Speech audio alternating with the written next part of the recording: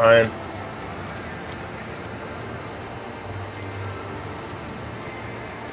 So things that are good. You're doing a good job of reaching out, you know, with the extension or far in front of you as you extend forward. Good rotation.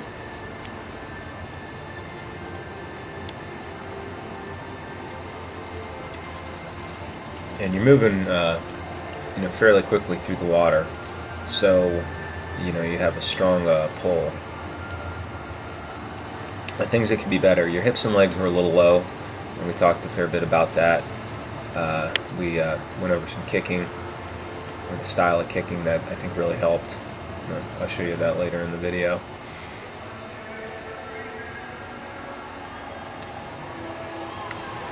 When you turn to breathe, your head is coming up just a bit. Not terrible. It's not like you're lifting your head entirely out of the water, but you are raising it up just a bit. So if you can keep it a little more level, that would be good. With your finish of the stroke, your hand is not totally stopping at the finish or the push through, but there's like a delay. So more so on that right hand, and it's you know, it's partially so you can get a complete breath, but I think it was just the sort of timing that you've grown accustomed to. And when we look at the underwater, you can really get a better view of that.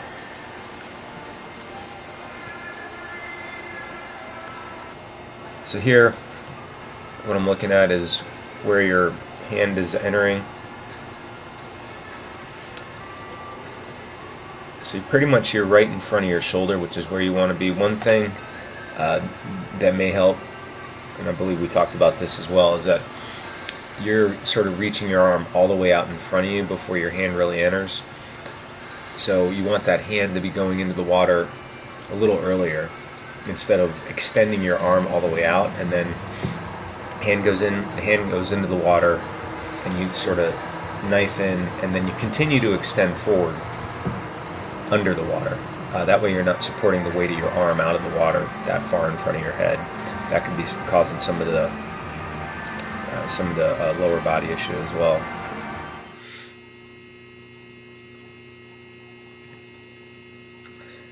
Alright, so we talked about the kick. What you had going on there with the kick was a lot of kicking from the knee, which is ultimately, you know, uses energy, but it doesn't really provide a bunch of thrust, and it also doesn't help your lower body stay higher in the water. You want your lower body to stay higher in the water for streamline hydrodynamics. The style of pull that you have here with your left arm, that's a straight arm pull. If you view the upper arm and forearm as one line, you're pulling straight down, straight back.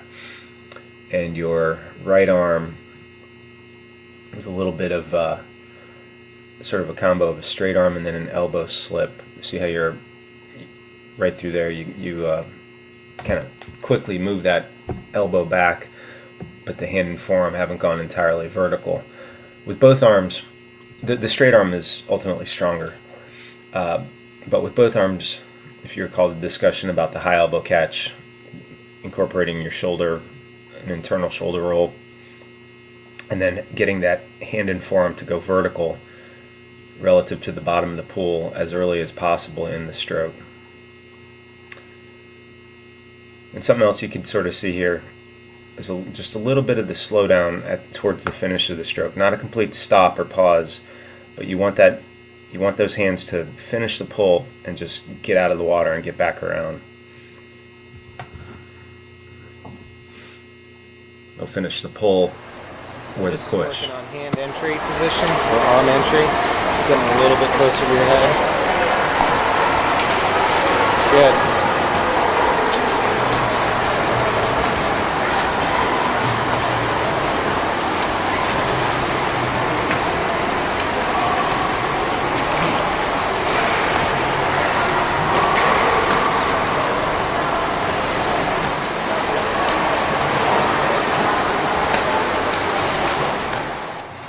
So here, working on the arm entry position, the hand entry, so a little closer to your head. You know, even just here, it looks like your hips and legs are a little higher in the water. We hadn't really had you work on the timing of the finish of the stroke here. You can see that in some of the next pieces of swimming.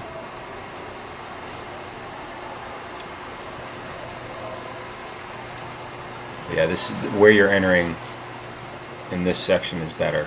So you enter and then continue to extend forward. That's, you know, that may be tricky.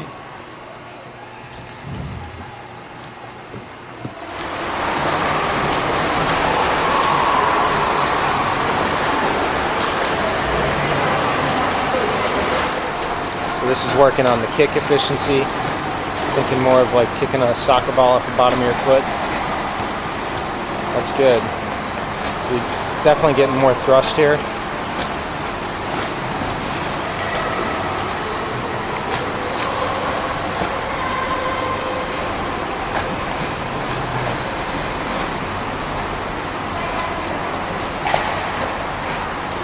So this is swimming, trying to use the same style of kicking.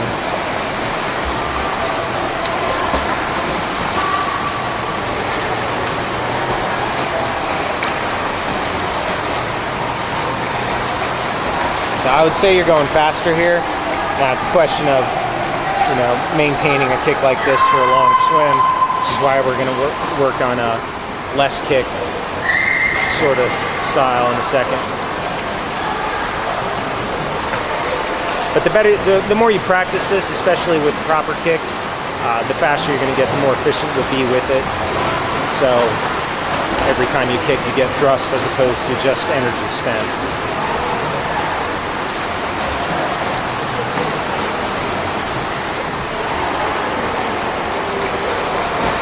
So working on the high elbow catch.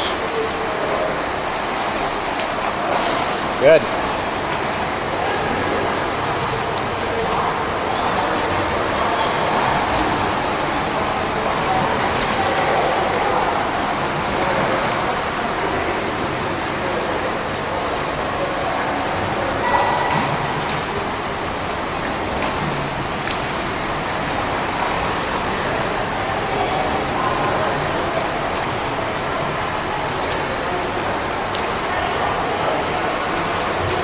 And then switch hands.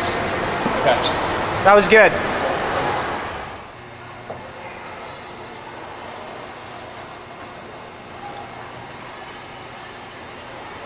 Yeah, so you're doing a pretty decent job here of getting that catch angle or the early vertical forearm. As you do this drill, you ultimately would want to get the timing such that you're not pausing at the finish. I'm going to load a separate video of a couple of laps of you doing the timing work. I'll send you that link also. So just a frame by frame of your strokes before any comments to you. So good extension, good rotation, and then the forearm and upper arm more or less one line. So that is what I call a straight arm pull. It's a pretty good way to swim. It could be better if you can get that early catch. That's the difference between water being pushed down at the beginning versus pulling back. And then here you can see a bit of the delay on the finish of the stroke. And then with your right arm, good extension again, good rotation to your side. You start the pull or the catch with a straight arm style where you're pushing down, and then elbow starts to break a little and lead the stroke back.